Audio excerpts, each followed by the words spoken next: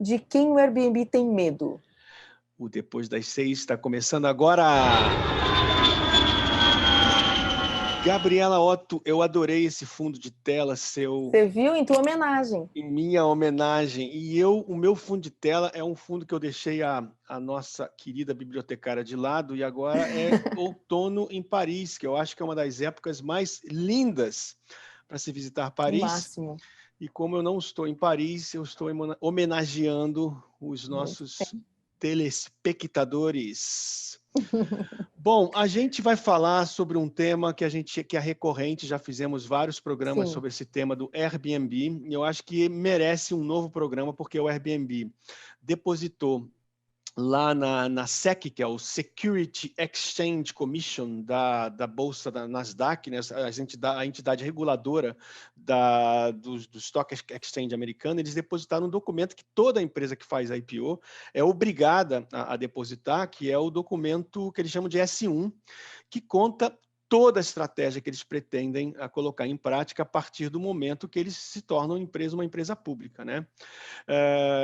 E é muito interessante esse documento, é uma bíblia, tem mais de 80 páginas, a gente resolveu dar algumas pílulas aqui, mas o fato é de que é irreversível. O IPO do Airbnb vai sair esse ano e nós consideramos que vai ser o maior IPO da história da indústria de viagens ever, como a gente fala em inglês. De acordo com o Wall Street Journal, ainda ele deve ser avaliado aí em 30 bilhões na sua oferta, né? Claro que ainda pode ser atualizado isso aí, mas é uma expectativa bilionária, né? E A vai ser ambição gigantesca. extraordinário, porque vai ser um ar que vai dar para a nossa indústria, para os nossos players, para os nossos profissionais. Então, estamos todos aguardando com muita ansiedade o resultado desse projeto deles. Bom, mas a gente separou aqui para vocês um único tema, porque o documento é muito complexo, mas um único tema que eu dizer o seguinte: quem eles consideram concorrentes nesse documento S1, né? Paulo, e Gabi? aí a gente volta numa coisa que a gente está falando há década, né? Não estou falando décadas, porque ele nem existia, mas uma década pelo menos a gente está falando disso. Sabe quem é que está em primeiro lugar, onde eles consideram seus maiores concorrentes? OTAs, claro. Booking, Expedia, Ctrip, esses são considerados, está lá primeiro, no topo da lista. Claro que depois tem buscadores, então eles vão incluir aí o Google, a gente já vai falar disso. Eles estão incluindo os meta search, né, TripAdvisor, Trivago, etc. Em quarto lugar entram as redes hoteleiras, então eles colocam a Marriott, Hilton, Accor, Intercontinental, Oio e também os hotéis independentes.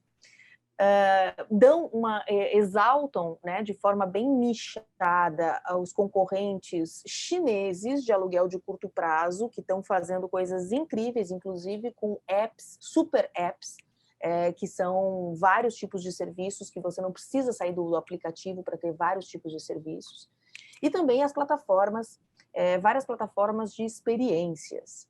E tudo isso, nesse documento, que é muito interessante, eles têm que falar tudo que pode, inclusive, prejudicar, desacelerar o negócio deles. E eles começam por aí.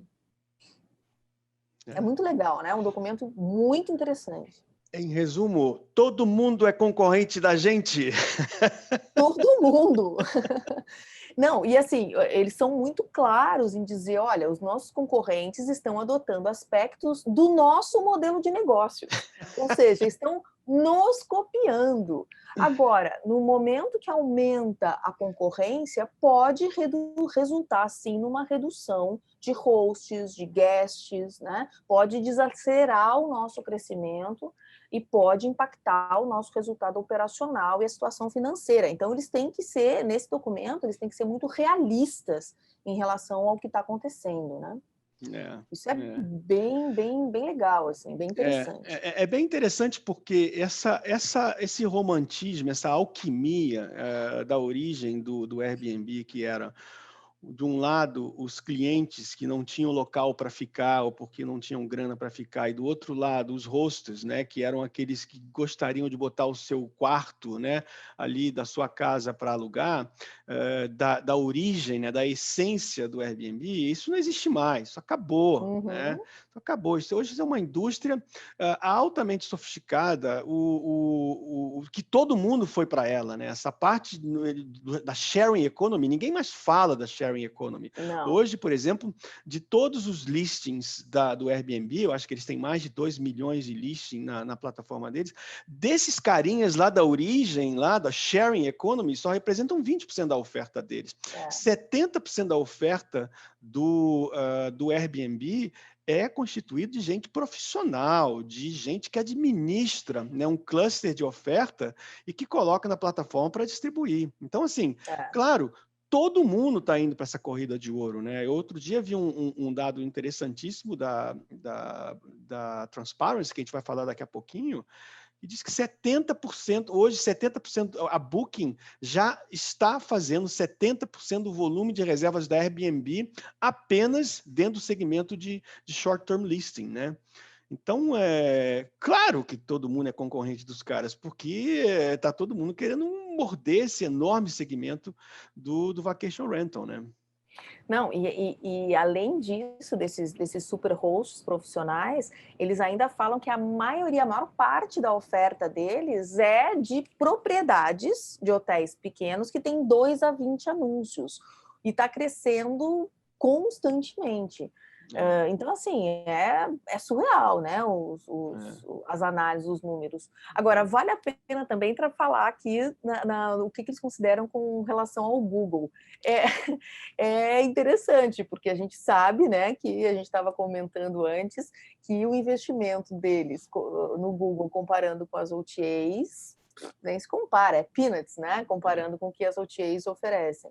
Agora, eles falam no documento S1 exatamente assim: enfrentamos concorrência crescente de mecanismos de pesquisa, incluindo o Google, porque a forma como o Google apresenta os resultados de pesquisa, inclusive de promoção, nos seus próprios pesquisas de viagem, como o Google Travel, Google Vacation Rental Ads, isso também é algo que pode reduzir o nosso volume, a nossa demanda. O Faz Google todo sentido, né? faz todo sentido. E eles não pagam, pô. eles não Eu acho que o Google pagam. vai dar Google de graça. Eles não investem eles investem zero em mídia paga do Google. O mercado de travel do Google equivale mais ou menos a 100 bilhões de dólares, né? Desses 100 bilhões de dólares, você tem aí 10% que é o investimento que vem da Expedia e da Booking Holdings. O resto vai lá com as redes hoteleiras, vai lá com o long tail, vai com os meta searches, etc. E o Airbnb, o tráfego deles é majoritariamente orgânico. Então, é claro que na medida em que o Google investe nesse segmento das locações de short stay, em outros players, com outros players, é claro que o Airbnb deixa de ter a mesma visibilidade com o orgânico dela do que com os caras que são concorrentes deles, como o Vrbo, como o HomeAway, com o Tuja lá, os chineses, Flipkey, ou seja, que é do TripAdvisor, e vão investir em AdWords para poder ter o mesmo nível de visibilidade. Então, é claro, o Google é concorrente deles porque o Google coloca os concorrentes na frente deles com... E eles cortaram ainda nesse período, eles cortaram gasto com marketing e a porcentagem de tráfego que veio diretamente para o Airbnb aumentou de 55% em abril para 66% em agosto. A gente está falando de tráfego orgânico, né? A Booking fez exatamente o movimento contrário, né? Que continua, o que eles dizem as OTAs continuam muito dependentes de investimento em marketing. E aí eles têm, também nesse mesmo período, a participação do tráfego direto da Booking diminuiu de 43% para 40%, só que o tráfego total aumentou 327%. Loucura, foi assim uma diferença absurda. Mas, Paulo, você tem uma planilha super legal que você mostra aí nas apresentações. Coloca Coloca aí para a gente dar uma olhada e entender um pouquinho ao longo do tempo que aconteceu nesse mercado de vacation rental. Esse quadro é um quadro que veio da Skift, que eu uso nas minhas aulas para mostrar esses novos players surgindo, que eu gosto muito desse quadro, que ele mostra a evolução do ecossistema dos vacation rentals, né? Ou seja, não se fala mais em sharing economy, né? Só se fala hoje em vacation rental. E quando surgiu, como eu falei, quando surgiu o Airbnb, você tinha apenas um eixozinho na cadeia, né, que era clientes, Airbnb como plataforma e o host, né? E hoje em dia esse mercado explodiu, né, de players, né? Então você tem os hosts independent, você tem os hosts professional, você tem os traditional holiday managers que continuam atuando, né, que foram aqueles únicos que não sofreram na pandemia, aqueles que alugam apartamentos por longa temporada. Você tem aqueles branded home managers, que foi onde a Marriott, por exemplo, e a Cork, o One Five Stay, entraram. Você tem todo um ecossistema de property management system para os hostels, você tem revenue management, você tem channel managers, você tem, hoje em dia, esse quadro é um quadro muito interessante que a gente está vendo. Hoje em dia, você tem não mais uma simples plataforma de locação em que um empresta o apartamento para o outro, mas todo um ecossistema altamente profissional. E o que é interessante, quando a gente vê o discurso do Brian Chesky, né, para a turma dele interna, para o exército interno dele, né, ele diz, olha, a gente tem que voltar para o basics, a gente tem que voltar para o basic, tem que voltar para o basic. O que ele quer dizer com isso? É que eles têm que assegurar o maior ativo que essas plataformas podem ter, que qualquer plataforma de distribuição pode ter, que é o quê? Que é inventário, né? Não adianta você ter clientes apaixonados se na hora que eles vão na sua plataforma eles não encontram inventário, porque o inventário daquele host foi para Booking.com, foi para Tuja, foi para HomeAway, foi para Tipping, etc. Né? Então, tá muito interessante essa história, porque a coisa ficou complexa, competitiva, cheia de oportunidades e eles estão voltando para os basics. Né? Agora, aonde isso vai parar? É isso aí. Né, Gabi? Aonde isso vai parar? Acho que essa é a grande Eu conclusão acho que que tem que tirar, né? eles têm questões ainda a serem trabalhadas, inclusive agora com o momento do IPO, tem muita coisa que o Airbnb está abrindo e está falando, como, por exemplo, da discriminação. Eles já tiraram mais de 1.400.000 pessoas, já expulsaram pessoas que não entram de acordo com as regras. Eles ainda têm muitas polêmicas de coisas que acontecem, né, durante os aluguéis. Eles Festas, têm né? aí... você está sendo legal, né, falando de festas. Eles ainda têm um poder de decisão ali, que a gente fala do Brian Chesky, mas ele tem 15,3% de poder de voto, né? Eles têm outras empresas envolvidas aí. Eles tiveram uma diminuição aí de 80%, o Brian Chesky fala, quase em 80% do meu negócio sumiu durante essa pandemia, e mesmo assim eles conseguiram ter uma ascensão interessante para se manter. Mas a pandemia ainda está gerando dúvidas até hoje. Então, a receita deles no último trimestre lá de 2019, por exemplo, foi 1,1 bilhão. E já no primeiro trimestre de 2021 foi para 841 milhões. No segundo trimestre caiu para 334 milhões. Quer dizer, a queda absurda. Então, ainda existem algumas... claro que eles têm reserva e tudo mais, mas ainda tem questões a serem resolvidas. Agora, que isso aí ainda tem fôlego e é um modelo que vai continuar, certamente. Está longe de esgotar esse mercado para o Airbnb. E tem outros players surgindo que eu acho que merecem um programa que a gente já falou, que são os players desses administradores profissionais de inventário, né? Como no Brasil você tem House, você tem o Living, Casa, a própria Varbo, que está muito consolidada no Brasil. Acho que isso vale um programa, porque cidades como São Paulo que estão recebendo uma enorme enxurrada de oferta de apartamentos residenciais, né? São Paulo, por exemplo, tem um estoque de 15 mil apartamentos residenciais que vão entrar e que vão disputar o mercado da hotelaria nos próximos 2, 3 anos e que vão ser administrados por essas novas plataformas. Acho que isso vale e que distribuem através do Airbnb. Acho que isso vale valem, e eu atendo vários super hosts e grupos de pessoas e até hotéis menores que também usam a plataforma como distribuição. E assim, o papo com esse pessoal, que até pouco tempo atrás a gente achava que eram amadores, né? Aquele pessoal que quer fazer uma rendinha extra e tal. O papo com essa galera é outro. Profissionais. Eles sabem falar de flutuação de tarifa, eles sabem muito bem em que momento fazer as promoções e em que momento colocar lá algum tipo de benefício dentro da plataforma para incentivar períodos de baixa ocupação. Pessoas físicas, né, sem conhecimento do segmento, que estão com um papo completamente diferente. Então, o Airbnb está profissionalizando aí uma galera, é muito legal de ver, de acompanhar e de auxiliar esse pessoal. Isso aí. Muito bom. Bom, Gabi, vamos para a nossa dica. Vamos. E a gente vai voltar para a série, porque a gente gosta e o programa é nosso, não é verdade? E aí a gente vai falar do The Crown, maravilhoso The Crown. Eu já sei que você não viu o último capítulo, né? Você não viu os últimos. Não, você não faça spoiler, please, porque eu ainda não vi o The Crown.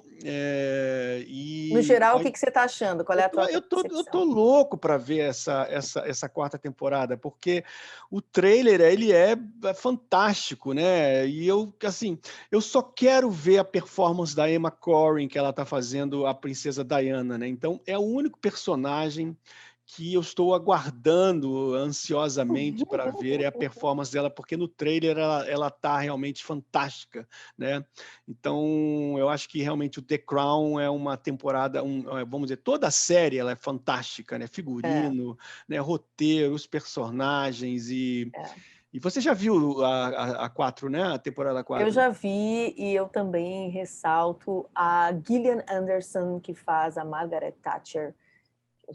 Que adoro, sou apaixonada e incrível.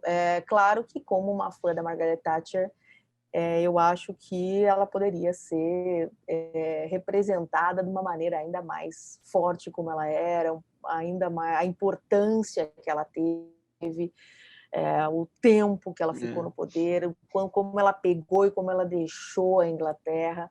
Mas, enfim, estamos falando de entretenimento, mas o figurino, a fotografia é tudo sensacional. Tudo é bom. Agora, no geral, o que eu acho mais interessante é, primeiro, o título, que eu acho incrível, porque é The Crown, é a coroa. Não importa a pessoa, tudo... O foco é com quem está com a coroa. Todo o resto é coadjuvante. Na vida real, todo o resto, as vidas não importam. As vidas que eu digo, né? Os teus desejos pessoais, quem você ama ou deixa de amar. Não interessa. O que interessa é todo o suporte que todos aqueles coadjuvantes da vida real têm que dar para quem está com a coroa. Ponto final. E tanto é que não é The Queen o nome, é The Crown. Né? O foco é a coroa. Que, na verdade, a gente pode entender até como uma maldição aquele negócio, né? Porque ninguém pediu por aquilo. Ninguém, exatamente. Aquilo ali é uma coisa pavorosa. Aquilo ali é uma coisa pavorosa. Aquelas contradições, aquela firmeza, né, da rainha em proteger esse secularismo, né? Aliás, a gente fez uma previsão, né? Eu, dentro do nosso programa no início do ano, a gente fez uma previsão. Aliás, a gente precisa ser um programa de previsões novamente, né? Eu disse que ia ser o ano do início do fim, né? Da monarquia inglesa, né? Eu tive essa ousadia, né? E você falou vai analisar isso depois, né? Eu quero dizer uma coisa, eu estou louca para ver a cena dos próximos capítulos, porque o príncipe Harry falou que, o filho mais novo da Diana, falou que para a Netflix deu um recadinho, assim, parem antes de chegar em mim. Só que o cara é contratado da Netflix, pô. Então, assim, eu tô louca para ver essa novela mexicana, o que vai acontecer, porque tá meio, né, não tô entendendo muito bem esse posicionamento. Ô, Gabi, você adora um babado, né? Você adora, você está se revelando o seu lado Eu tô fofoca achando o da máximo. televisão, né? Isso é bem de site de fofoca. Eu tô achando demais isso. Vai perguntar para os caras o que você tá achando de representarem o teu pai e a tua mãe daquele jeito. Eu tô achando horrível, né, cara? O que você esperava que eles dissessem, né? Que tá sendo incrível? Não.